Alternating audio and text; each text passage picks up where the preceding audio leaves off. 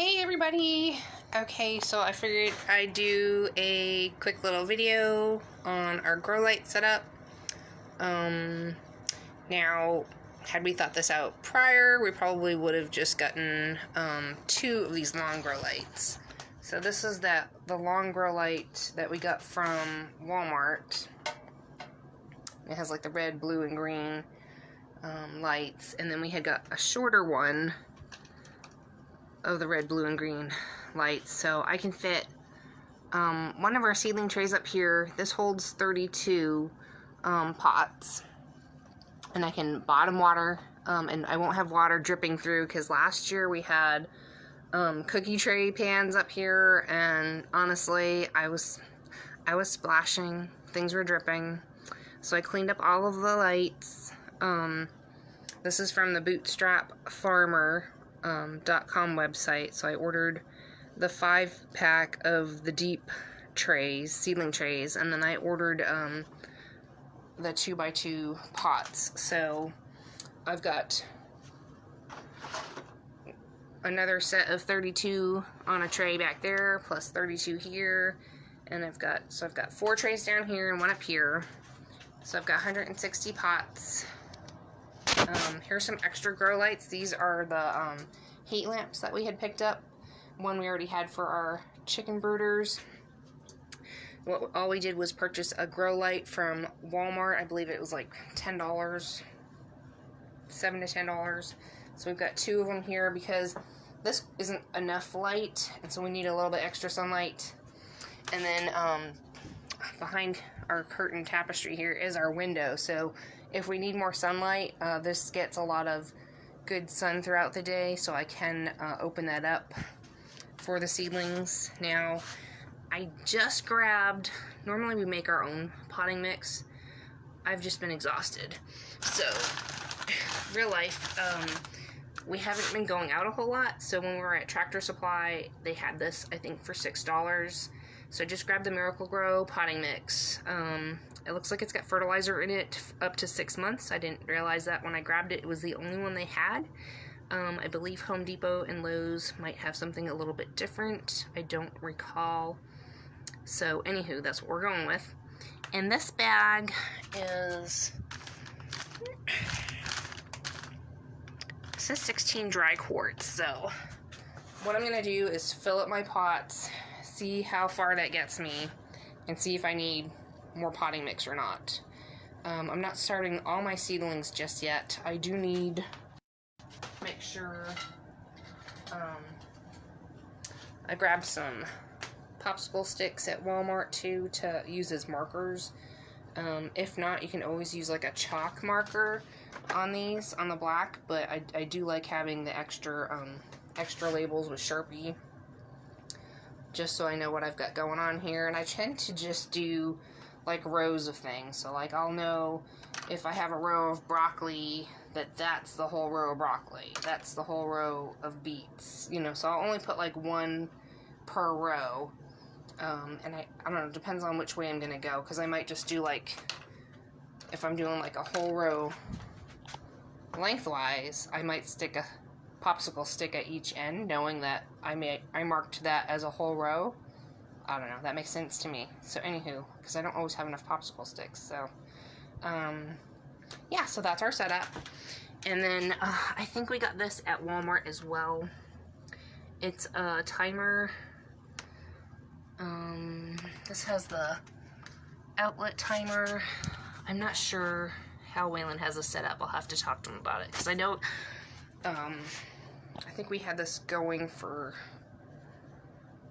possibly, ours goes off at like 7 in the morning, and I think 7 at night. So at least 12 hours is what we have our grow light set up for. But someone was recommending, and I can't remember his name, on YouTube. I think he's in Maryland. And anywho, so he'll recommend, you know, for the first 24 hours, have your grow lights on when you're first starting your seedlings, you know, for the 24 hours. So fill up your pots, pre-wet your soil, and then put your seeds in, and for the first 24 hours, have your grow lights on all the time. Don't let them shut off. And that really, he said, felt like the seedlings became a little bit thicker and stronger and grew better. So after the first 24 hours to up to 72 hours, some things that he did, he had his grow lights on the whole time. Then he changed the time back to just having your grow lights on for about 12 hours a day. Some people will do 12 to 16 hours a day. I think we just usually generally stick to the 12, and that seemed to work well for us. So if I didn't show you guys, here's my my friend called it my football plan of our rows out back.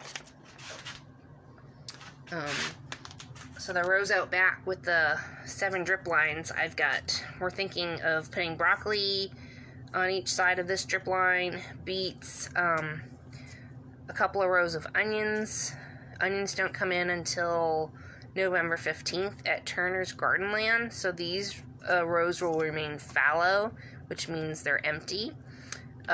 So those will remain empty until November 15th, and then we're going to have carrots here, and then a mix of kale and collards along this last row. That way it's a little bit more easily accessible because this is where our pathway is. And I was talking about, I didn't draw it on this thing, but I have the 4 garden beds here, and those are going to be our lettuces. Again, the other garden bed over here will be our Swiss chard, and then in the front bed, in the front of the house, we'll have another row of broccoli. So, I'm not sure where we're going to put our experiment tomato plants. There'll probably be 2 of those. And I'm trying to figure out how many plants I'm going to have per row. That way I know I'm planting the right amount of seedlings, or have a few extra just in case. That way I have enough to fill each spot. So that's what my next thing is to decide, is once I get all of my pots filled with my potting mix, I will see if I need more potting mix, and I will work on seeing how many seedlings I need per square foot. So we don't follow square foot gardening exactly, and we don't follow regular gardening exactly, since we are an urban homestead. So as an urban homesteader, we will be putting our rows a little bit, we'll be putting our rows a little bit closer than regular gardening, but a little further apart than square foot gardening. So somewhere in between is what we do for our spacing. And Waylon is the expert on that, not me. So hubby's gonna sit with me and at some point go over how many seedlings I need to have to get our garden planted out for fall. I hope this video was helpful to anybody that is gardening in their backyard. I will probably post this one up on my YouTube channel, BeccasByTheBay Mermaid Homestead. If you guys have any questions, put them down below, and I will try to put some more gardening videos up as to the process of what I'm doing for fall. And I'm going to show you guys. This was something I had ordered from Doug and Stacy's homestead. There was a guy that they recommended, and it's called Clyde's Garden Planner, and this planner works great for everybody. So basically you just figure out the date of your last frost date, I believe is how it works. I have to figure this out because I actually didn't use it last year. Shame on me. I think this cost about $5. Maybe I spent another $2 for shipping, but it's really set up well, and there's like a little pull tab, so it will have your, let me see if I can get this into better lighting. It will have, focus. So it'll say your onion sets, your peas, your spinach, your cabbage, your cauliflower. Here, if I put this down and stop shaking my hand. Here we go. So it has your plants, and it has spring on this side, so this would be your spring planner. and then you go from the last frost date and slide it that way, and that way it'll give you a planting date to plant out from seed or transplant. So he also, when you flip it over, has a fall one, which I think is really cool. So you got your spinach, lettuce, radish, beets, broccoli, peas, Swiss chard, cauliflower, carrots, squash, pumpkins, all that good stuff. I think he is in more of a northern state than us, so some of these we probably can't grow here in South Texas. Zone 9B for fall. But like, so peppers, you're kind of taking a chance with tomatoes and peppers. Melons, we don't plant melons now. We did that in our spring season. So there's a few little things that might be changed, but it's a really good guide. And so I'm gonna probably look at this a little bit better. I already know that we need to start seedlings pretty soon, so that's why I was getting everything set up and just kind of taking you guys a little bit along on the process and all that. So I hope you guys, hey Jonda, hope you guys enjoyed a little bit of the process, and I'll see if I need some more potting mix and see how that goes. So got everything all set up. The funny thing is I was looking for this black table everywhere today, and it was literally in our living room, and I walked by it like I don't know how many times, and I just didn't see it.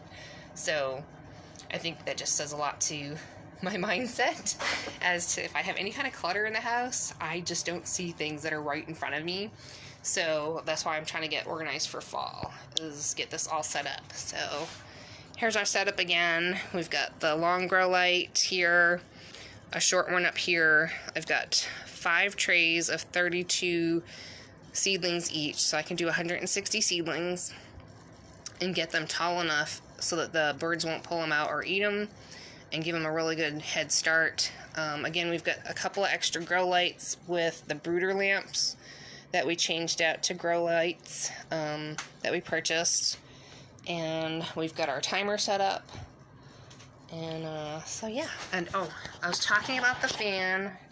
I need to dust it off. But here's our mini fan that we grabbed. It's like a desk fan. So it has like this clamp. Really cool. So you can clamp it anywhere. And it's pretty nice because you can move it around or have it the other way. And then he has that set up